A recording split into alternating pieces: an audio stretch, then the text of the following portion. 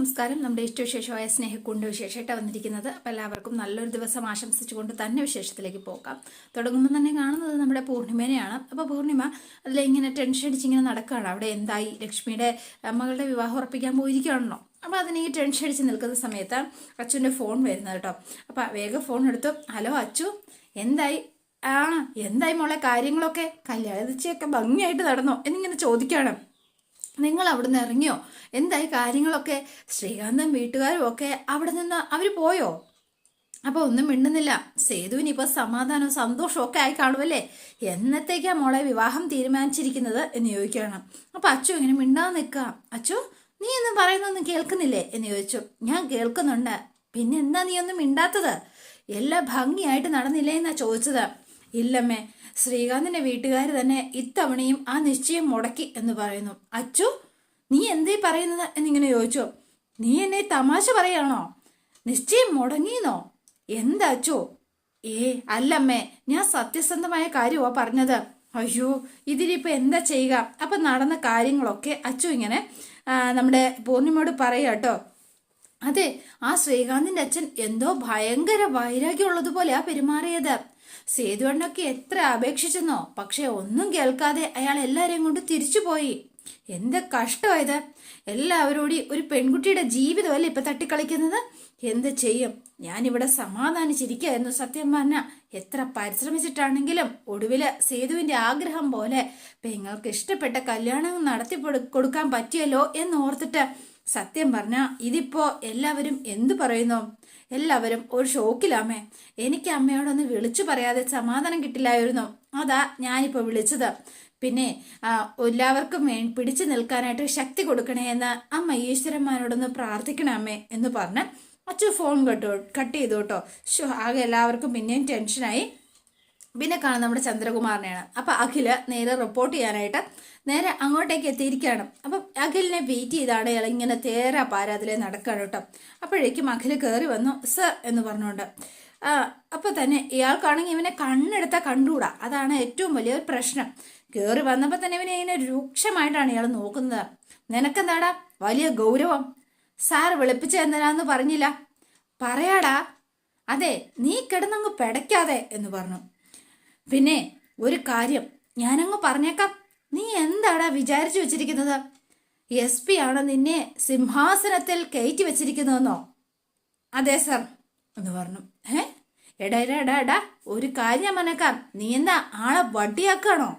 ദേ അല്ല sir, shadow പോലീസിൽ നിന്ന് അന്വേഷണത്തിന് വെക്കാൻ ഒരുത്തരം വേണമെന്ന് SP സാറ് പറഞ്ഞപ്പോ നിലവിൽ വേറെ ജോലിയൊന്നും ഇല്ലാത്ത ആളാണല്ലോ എന്ന് കരുതി നിന്നെ സജസ്റ്റ് ചെയ്തത് ഈ ഞാനാ. ആ വിവരം അറിയോളോ നിനക്ക്? അറിയില്ല സർ. എന്നാ നീ ഇപ്പൊ തന്നെ അങ്ങ് അറിഞ്ഞോ? അതുകൊണ്ട് തന്നെ SP സാറ് റിപ്പോർട്ട് ചെയ്യുന്നതിനൊപ്പം തന്നെ മാധവ മേനോൻ കേസിന്റെ എല്ലാ വിവരങ്ങളും എനിക്കും നീ റിപ്പോർട്ട് ചെയ്തിരിക്കണം സർ എന്ന് പറഞ്ഞു. പിന്നെ ഞാൻ വിചാരിച്ച നിന്റെ തൊപ്പി വരെ തെറിപ്പിക്കാൻ പറ്റൂ. അറിയോടെ നിനക്ക്? അറിയാം സർ എന്ന് വേഗം തന്നെ അഖില് പറഞ്ഞു. അതുകൊണ്ട് മര്യാദയ്ക്ക് നിന്ന നിനക്ക് തന്നെ നല്ലത്. മനസ്സിലാവുന്നുണ്ടല്ലോ അല്ലേ നിനക്ക്? സർ. പിന്നെ ഒരു കാര്യം കൂടി, ഈ മാധവ മേനോനെ ആരും കൊന്നതൊന്നും അല്ല. അതുകൊണ്ട് തന്നെ നീ അന്വേഷണം നടത്തുന്നതായിട്ട് വെറുതെ അങ്ങ് വരുത്തി തീർത്താ മതി. മനസ്സിലായോടാ? ഓ മനസ്സിലായി സർ എന്ന് പറയണം. പിന്നെ അപ്പോ ഞാൻ പറയുന്നത് പോലെ കാര്യങ്ങളൊക്കെ നടക്കണം. മനസ്സിലായല്ലോ? എന്ന് പറഞ്ഞുകൊണ്ട് അഖില് നിന്ന് ചിരിക്കാണ് കേട്ടോ. എന്താടാ നീ നിന്ന് ചിരിക്കുന്നത്? നീ ഒരു ആക്കി ചിരിയാണല്ലോ ചിരിക്കുന്നത്. നിനക്ക് വല്ല ബുദ്ധിമുട്ടുണ്ടോ? ഓ ബുദ്ധിമുട്ടുണ്ട് സാർ. അതെ, കൂടെ ജോലി ചെയ്യുന്നവരെ മാനിക്കാൻ പഠിക്കും സാറേ. അതാ നല്ലത്. അല്ലാതെ ഒരുമാതിരി കൂലിപ്പണിക്കാര് പിള്ളേരെ വിളിക്കുന്നത് പോലെ എടാ പോടാ പുല്ലേന്നൊക്കെ വിളിക്കുമ്പോഴേ വിളിക്കുന്നവന്റെ നിലവാരമാണ് പാതാളം വരെ ഇടിഞ്ഞു പോകുന്നതെന്ന് ഓർക്കുന്നത് നല്ലതാ സാറേ. പിന്നെ നിന്നെ സാറെന്ന് വിളിക്കണോ എന്ന് ചോദിച്ചു. അഖിൽ രാജ്, കൊള്ളാവുന്ന ഒരു പേര് എൻ്റെ അപ്പൻ എനിക്കിട്ട് വച്ചിരിക്കുന്നത് ഈ ഊഞ്ഞാൽ ആട്ടാനല്ല സാറേ എന്ന് പറഞ്ഞു. ആവശ്യമുള്ളവർക്ക് വിളിക്കാൻ തന്നെയാ. കഴിഞ്ഞില്ലെൻ്റെ സാറേ. ഇപ്പൊ എന്നെ ഏൽപ്പിച്ചിരിക്കുന്ന ഈ അന്വേഷണം എന്നെ മാറ്റി കൊള്ളാവുന്ന ആരെയെങ്കിലും ഏൽപ്പിക്കണമെന്ന് എൻ്റെ മുന്നിൽ വെച്ച് സാറ് തന്നെ പറഞ്ഞതല്ലേ SP സാറിനോട്. പിന്നെ എന്ത് മാങ്ങ പറിക്കാനാ സാറേ? സാറ് എന്നെ റെക്കമെൻഡ് ചെയ്ത് ഒലത്തിയതാന്ന് പറയണത്. ഡാ ഡാ ഡാ അഖിൽ, അത് മതി എന്ന് പറഞ്ഞു. അതുകൊണ്ട് ഒരു മേലുദ്യോഗസ്ഥനോട് എങ്ങനെ സംസാരിക്കണമെന്ന് നിനക്കറിയില്ല അല്ലേ? സാറേ, ഈ ഊഞ്ഞാലട്ടവും മാങ്ങ പറിക്കലും ഉലത്തലും ഒന്നും തെറിയല്ല സാറേ. പിന്നെ സാറ് പറഞ്ഞതുപോലെ അന്വേഷിക്കാൻ എനിക്ക് സൗകര്യമില്ല. സാറ് തന്നെ ആ SP സാറിനെ അങ്ങ് വിളിച്ച് പറഞ്ഞേരെ, ഇല്ലെങ്കിൽ ഞാൻ പറയാം. അതിന് നീ പറഞ്ഞാൽ ആര് വിശ്വസിക്കൂടാ എന്ന് ചോദിച്ചു. ഒന്ന് ചിരിച്ചിട്ട്, ദേ ഞാൻ ഇവിടെ വരുന്നതിന് 1/2 മിനിറ്റ് മുൻപ് മുതൽ ദാ എൻ്റെ ഈ നിമിഷം വരെ എൻ്റെ ഫോൺ വോയിസ് റെക്കോർഡ് മോഡൽ തന്നെയാണ് സാറേ. അതുകൊണ്ട് സാറ് മനഃപൂർവ്വം അന്വേഷണം ഗതി മാറ്റിവിടാൻ എന്നെ ഉപദേശിച്ച കാര്യം SP സാറിനെ ബോധ്യപ്പെടാൻ ദേ ഈ ഒരു ഒറ്റ വോയിസ് റെക്കോർഡ് തന്നെ ധാരാളമല്ലേ? എടേ പ്ലീസ്, ഞാൻ തന്നോടുള്ള പേഴ്സണൽ ബന്ധം വെച്ച് സംസാരിച്ചതാ. എടാ ഇത് ചീറ്റിങ്ങാ എന്ന് പറഞ്ഞു. ശരി, ചീറ്റ് ചെയ്യുന്നില്ല, ഞാനിത് SP സാറിന് അയക്കുന്നില്ല. പക്ഷേ എന്നെ വിളിച്ചു വരുത്തിയിട്ടുള്ള ഈ ഇൻസൾട്ടിങ് ഉണ്ടല്ലോ, അത് ഇന്ന് കൊണ്ട് സാറങ്ങ് നിർത്തിയേക്കണം. Mister CI sir. എടാ ഞാൻ കോൾ മീ അഖിൽ. ഓക്കെ അഖിലേ? ഓക്കെ, ഐ എം സോറി ഡാ. ഇറ്റ്സ് ഓക്കെ സാറേ ആൻഡ് ബൈ എന്ന് പറഞ്ഞുകൊണ്ട് അഖിൽ രാജ് റിപ്പോർട്ട് ചെയ്ത് അങ്ങ് ഇറങ്ങിപ്പോവുകയും ചെയ്തു കേട്ടോ. ആകെ പെട്ടു ചന്ദ്രകുമാർ. ആകെ ഇനിയിപ്പോൾ എന്ത് ചെയ്യും? അപ്പോൾ ഒരു കോൺസ്റ്റബിൾ കയറുന്നിട്ട്, സാർ എന്താടോ? പൊന്നമ്മട ഫാമിലിയുള്ള എല്ലാവരുടെയും ഫോൺ നമ്പേഴ്സ് കളക്ട് ചെയ്യാൻ പറഞ്ഞില്ലായിരുന്നോ? ദാ എന്ന് പറഞ്ഞ് കയ്യിലേക്ക് കൊടുക്കുകയാണ്. താൻ പോയിക്കോ. അപ്പോൾ അത് കുറേ നേരം നോക്കിയിട്ട് സേതു മാധവൻ എന്നൊക്കെ പറഞ്ഞുകൊണ്ട് അതിലൊക്കെ ഒരു വട്ടമൊക്കെ വരച്ചിങ്ങനെ നിൽക്കുകയാണ് കേട്ടോ. പിന്നെ കാണുന്നത് മയൂരിയുടെ വിവാഹം മുടങ്ങിയറിഞ്ഞ് എല്ലാവരും വിഷമിച്ച് എല്ലാവരും ഇങ്ങനെ ഇരിക്കുകയാണ് കേട്ടോ. പരസ്പരം മുഖത്തോട് മുഖം നോക്കി ഇതിപ്പോൾ ഇനി എന്താ ചെയ്യുക എന്ന് ആർക്കും ഒരു പിടുത്തവും ഇല്ല കേട്ടോ. എല്ലാവരും ഇങ്ങനെ വിഷമിച്ച് അങ്ങോട്ടും ഇങ്ങോട്ടും നോക്കിയിരിക്കുക. സാറിന് ഇതിനെക്കുറിച്ച് ഒന്നും പറയാനില്ലേ എന്ന് ചോദിച്ചു സേതു. ഞാൻ എന്തിനും കുഴപ്പം കാണിച്ചോ? ഞാനിപ്പോൾ എന്ത് പറയാനാ എന്ന് ചോദിച്ചുകൊണ്ടാണ് വേണു. നിശ്ചയത്തിന് വന്നവര് ഇറങ്ങിപ്പോയതിൻ്റെ കാരണം എന്താണ് സാർ? അത് അവരോട് ചോദിക്കണം. അപ്പം ഈ വേണു ഒരുമാതിരി ഒഴിഞ്ഞു മാറിയതുപോലാണ് സംസാരിക്കുന്നത്. വേണുട്ടാ, ശ്രീകാന്തിന്റെ അച്ഛനുമായിട്ട് എന്തായിരുന്നു പ്രശ്നം എന്ന് ചോദിക്കാം. അയാൾ പറഞ്ഞു കേട്ടില്ലേ? നീ കേട്ടതല്ലേ ലക്ഷ്മി? അന്ന് എന്നെ കൊല്ലാനായിട്ട് കൊട്ടേഷനും കൊടുത്തിരുന്നത് അയാളായിരുന്നു എന്ന്. അത് കേട്ടിട്ട് വേണുവേട്ടന് ഒരു കൂസൽ പോലും ഉണ്ടായിരുന്നില്ലല്ലോ. അതെന്താ അങ്ങനെ? അതിന് അയാളോട് പ്രതികാരവും മുഖത്തൊന്നും കണ്ടതുമില്ല. ലക്ഷ്മി, നിനക്കറിയില്ലേ, സത്യം പറഞ്ഞാല് എൻ്റെ പഴയ ജീവിതം പാമ്പ് പട ഊരി മാറ്റുന്നത് പോലെ ഞാനത് ഊരിക്കളഞ്ഞത് തന്നെയായിരുന്നു. എൻ്റെ ജീവിതത്തിൽ നിന്ന് അക്കാലത്തെ ദേഷ്യവും വഴക്കവും ആക്രമണവും ഒന്നും എനിക്കെതിരെ ആയിരുന്നില്ല. അതെല്ലാം ശരിക്കും പറഞ്ഞാല് ആ വേണുഗോപാൽ അല്ലെങ്കിൽ പിച്ചാത്തി വേണു എന്ന ആ ഗുണ്ടയ്ക്കെതിരെ തന്നെയായിരുന്നു. അതുകൊണ്ട് ആ ഗുണ്ട എന്നിൽ നിന്ന് ഒഴിഞ്ഞു പോയിരിക്കുന്നു. അതുകൊണ്ട് തന്നെ പിന്നെ എനിക്കെന്ത് പ്രതികാരം എന്നിങ്ങനെ വേണമെങ്കിലും ചോദിക്കുകയാണ്, ഒന്നും അറിയാത്തതുപോലെ. സർ, അന്നത്തെ പ്രശ്നങ്ങൾ കാരണമല്ലേ ഇന്ന് നിശ്ചയം മുടങ്ങിയത്? അതിപ്പോ രഘുവരന്റെ വിവരക്കേട്. 20 വർഷം മുൻപ്, കൃത്യമായി പറഞ്ഞ 1/4 നൂറ്റാണ്ട് മുൻപ് നടന്ന ആ ഒരു കാര്യമാ അയാളിപ്പോ വലിച്ചു പുറത്തിട്ടിരിക്കുന്നത്. അതിന്റെ വല്ല ആവശ്യം ഉണ്ടായിരുന്നോ? സത്യം പറഞ്ഞ അതിൽ യാതൊരു കാര്യവും എനിക്ക് തോന്നുന്നില്ല എന്ന് പറയാണ്. സർ, മയൂരിയുടെ വിവാഹം നടന്നില്ല എങ്കിൽ അല്ലെങ്കിൽ നടക്കണമെങ്കിൽ അത് ആ പ്രശ്നം പരിഹരിക്കണ്ടേ? പരിഹരിച്ചോളൂ, നിങ്ങൾ രഘുവരനെ കണ്ട് സംസാരിച്ച് പരിഹരിച്ചോളൂ എന്ന് പറഞ്ഞു. എനിക്ക് ഒരു വിരോധവും ഇല്ല സാർ കാരണം പറഞ്ഞാൽ മാത്രമേ ഞങ്ങൾക്ക് സംസാരിക്കാൻ പറ്റുള്ളൂ സാർ. അപ്പം എനിക്കൊന്നും പറയാൻ ഉദ്ദേശിക്കുന്നില്ല എന്ന് വേഗം തന്നെ വേണം. കഴിഞ്ഞല്ലോ പപ്പ എന്ന് വിളിച്ചു മയൂരി. എന്താ പപ്പ, ഞാൻ ശ്രീകാന്തിനെ മാത്രമേ വിവാഹം കഴിക്കൂ. അക്കാര്യത്തിലും എനിക്ക് എതിർപ്പൊന്നുമില്ല മയൂരി എന്ന് പറഞ്ഞു. നിനക്കും ശ്രീകാന്തിനും പൂർണ്ണ സപ്പോർട്ടും നിനക്കും തന്നിരിക്കും. എന്താ അതുപോലെ എന്ന് ചോദിക്കുകയാണ്. അപ്പോഴും അവിടെ നിന്നും ഒഴിഞ്ഞു വീണു. അപ്പം ഇവരെല്ലാവരും ആകെ പെട്ടിങ്ങനെ നിൽക്കുകയാണ്. അപ്പം അച്ചുവും ശ്രീഹരി ഇവിടെ ഇരുന്നിട്ട് ഈ സാർ ഇങ്ങനെ ഇതിപ്പോൾ കാര്യം എന്താന്ന് വെച്ചാൽ പരിഹരിക്കാം. എനിക്കറിയില്ല ഹരി, പാവം മയൂരി എന്ന് പറഞ്ഞ് ഇവരിങ്ങനെ സങ്കടപ്പെട്ട് നിൽക്കുകയാണ്. മയൂരിയുടെ അവസ്ഥയാണ് കൂടുതൽ ദയനീയമായിട്ട് ഇങ്ങനെ നിൽക്കുന്നത്. പിന്നെ കാണുന്നത് നമ്മുടെ പൂർണിമേനെയാണ്. അപ്പോൾ പൂർണിമ ഇങ്ങനെ ടെൻഷൻ അടിച്ച് അങ്ങോട്ടും ഇങ്ങോട്ടും നടക്കുകയാണ്. അപ്പോൾ ബേബി ചേച്ചി അങ്ങോട്ട് വന്നിട്ട്, പൂർണിമേച്ചി എന്താ മുഖത്തൊരു വിഷമം പോലെ? എന്ത് ചെയ്യാനാ? അപ്പോഴേക്കും പ്രതാപനും ഇന്ദ്രനും അങ്ങോട്ട് വന്നു. ഓരോ മനുഷ്യന്റെ തലവിധി ഞാൻ ആലോചിക്കായിരുന്നു. എന്തു പറ്റി എന്ന് ചോദിച്ചു. ആ മയൂരിയുടെ കല്യാണ നിശ്ചയം വീണ്ടും മുടങ്ങിയെന്ന്, ലക്ഷ്മിയുടെ മോളുടെ. അപ്പൊ പ്രതാപൻ ഒന്ന് ചിരിക്കുകയാണ്. അപ്പൊ ഇന്ദ്രൻ അതെന്താ അങ്ങനെ മുടങ്ങിപ്പോയ എന്നിങ്ങനെ ചോദിക്കുകയാണ് കേട്ടോ. സത്യമായിട്ടും അല്ല, ചേച്ചി എന്തിനാ ഇപ്പൊ വിഷമിക്കുന്നത് എന്ന് ചോദിച്ചു പ്രതാപൻ. അവർ ചെയ്തതിനൊക്കെ ചേച്ചി ക്ഷമിച്ചാലും തിരിച്ചടി കിട്ടാതെ അതെന്താണേലും ഇരിക്കില്ലല്ലോ. അങ്ങനെ വിചാരിച്ചാൽ മാത്രം മതി. എനിക്കങ്ങനെ കരുതാൻ പറ്റില്ല. സേതുവാ കല്യാണം നടത്താനായിട്ട് മുൻകൈ എടുത്തതും ഓടി നടന്നതും ഒക്കെ.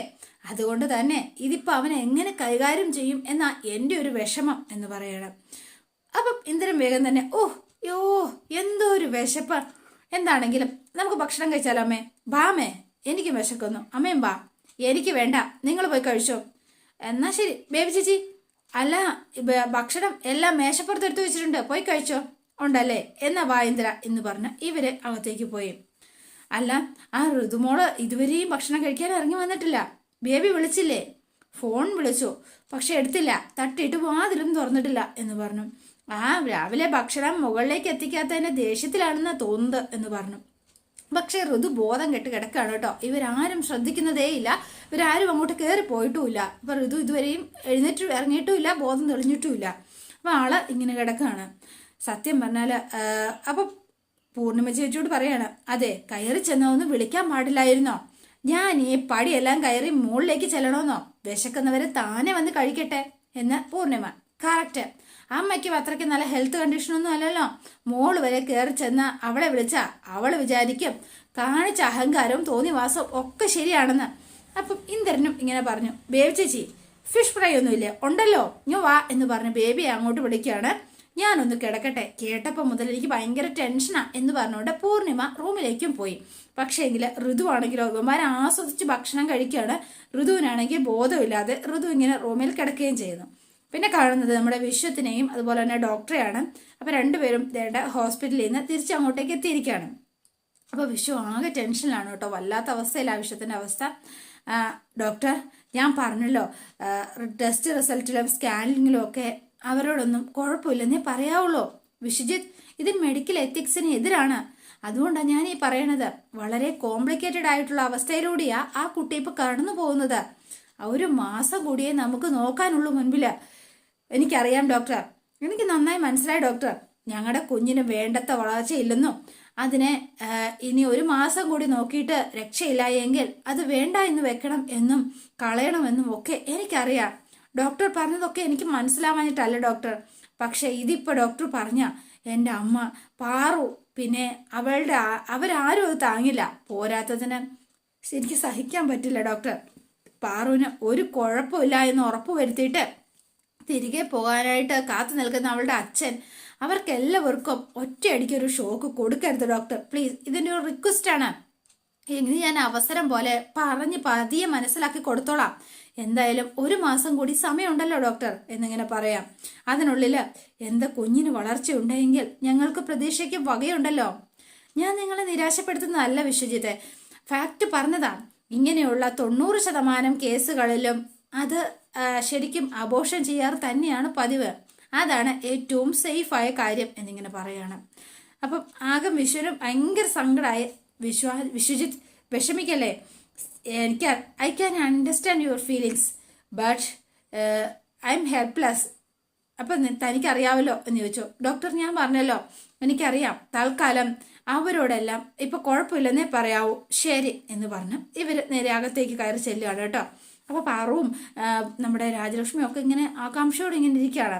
ഇപ്പോൾ എനിക്ക് പാർവതിയോട് പറയാനുള്ളത് നന്നായി റെസ്റ്റ് എടുക്കണം. അക്കാര്യം മാത്രമേ എനിക്ക് ആവർത്തിച്ച് പറയാനുള്ളൂ എന്ന് ഡോക്ടർ ഇങ്ങനെ പറയാം. അല്ല ഡോക്ടർ, റെസ്റ്റ് എടുക്കാം ഡോക്ടറെ, ഒരു കുഴപ്പമില്ല. പക്ഷേ ഞങ്ങൾക്കറിയേണ്ടത് കുഞ്ഞിന് വേറെ കുഴപ്പമൊന്നുമില്ലല്ലോ എന്നാ. ഇല്ല എന്ന് പറഞ്ഞു. എൻ്റെ ദേവി, ഇല്ല എന്ന് ഡോക്ടർ പറഞ്ഞപ്പോൾ എത്ര നോമ്പ് നോറ്റതും വഴിപാട് കഴിച്ചതുമാ. എന്താണെങ്കിലും ഒന്നിനും ബലമില്ലാതായല്ലോ. ശരിക്കും ദൈവം കനിഞ്ഞല്ലോ എന്നൊക്കെ പറയാം.